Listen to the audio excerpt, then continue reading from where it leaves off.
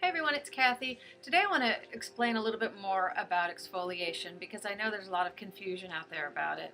Um, I've explained this before very briefly, but we have to be aware there are two layers of skin that we are concerned with, the epidermis and the dermis. As we age, the epidermis gets thicker and the dermis gets thinner.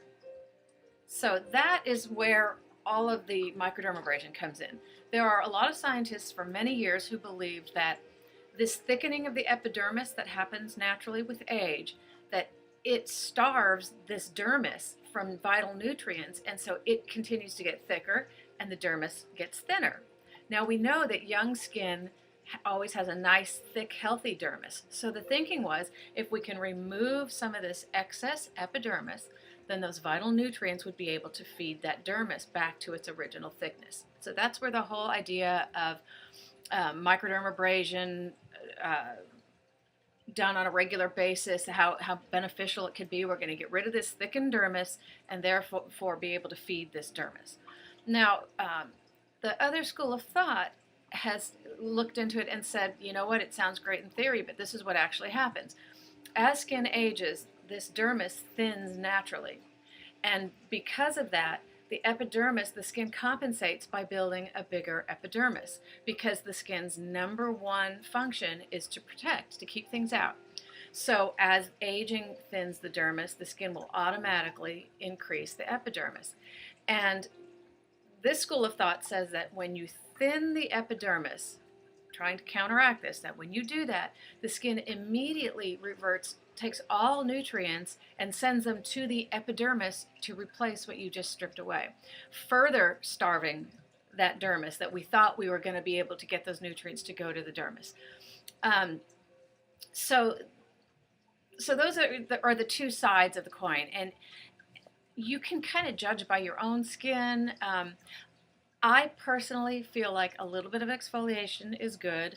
I've told you this many times before. I prefer to use the type of exfoliation that is chemical rather than physical. You know, physical is an actual rubbing away of cells, and you can do that with brushes. You can do it with microdermabrasion, aluminum oxide crystals.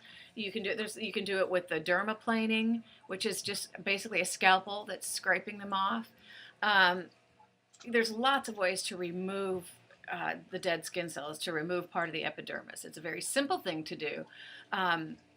I prefer to use the chemical way, and it doesn't have to be actual chemicals because I know a lot of you don't like chemicals.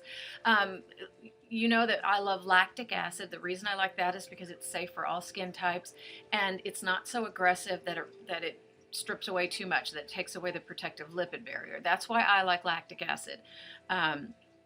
So I think that that's a much safer way to be doing this constant exfoliation without doing too much, because I really do believe that when you take away that protective barrier, the skin is now open to all the free radicals.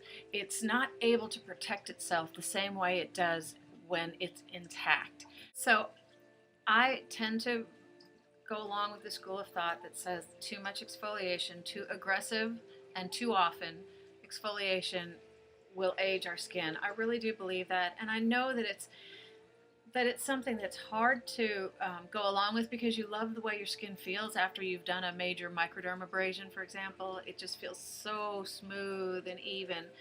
I know that that's very compelling, but when you think that what you've removed is part of what keeps out a lot of what ages the skin, I really do believe that there's a price to pay for all this exfoliation. So I would encourage you to maybe just, if you are really crazy about exfoliation, just do it a little less often. Err on the side of caution. I do think, as I've said before, vitamin A, retinoids, that's your biggest anti-aging component. So the exfoliation, it's proved now. Those of you who think that doing all this microderm is taking away your fine lines and wrinkles, it's not. So we're not even getting what they originally thought we were going to get from it. So I just say err on the side of caution, stick with a retinoid, stick with a nice fruit acid, lactic acid. Glycolic's okay if you have really oily skin. I don't like glycolic for dry skin. It's been proven actually that glycolic doesn't really have the same fibroblast stimulation that vitamin A offers. So glycolic, I don't think is the big wonder anti-ager that it originally was thought of as. Um, but I do like glycolic, like I said, for oily and acne-prone skin. Um, let's see, salicylic acid is good for acne-prone skin. But if you are just a normal aging person, stick with lactic.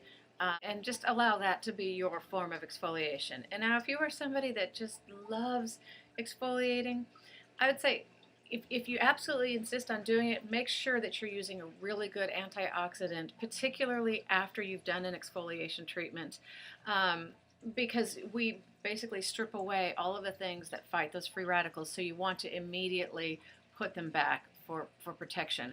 Whenever I do perform a microdermabrasion, and I do them, I just don't do them, I don't recommend them very often. Only certain circumstances do I think that somebody needs microderm. But when I do a microdermabrasion treatment, I always follow it with a really good antioxidant treatment because I just want to put their skin back in with as much protection as I can because I don't want to contribute to the aging side. Um, so I hope this doesn't confuse you more. I know that this subject can be very um, frustrating. You don't know who to believe, what to do. I say, trust your own instincts. If you like what you're doing and your skin is looking good to you, keep doing it. I just wanted to kind of explain the theory behind, um, and this way you can base your opinions on a little bit more information. So I hope that helps, and I'll talk to you soon. Bye.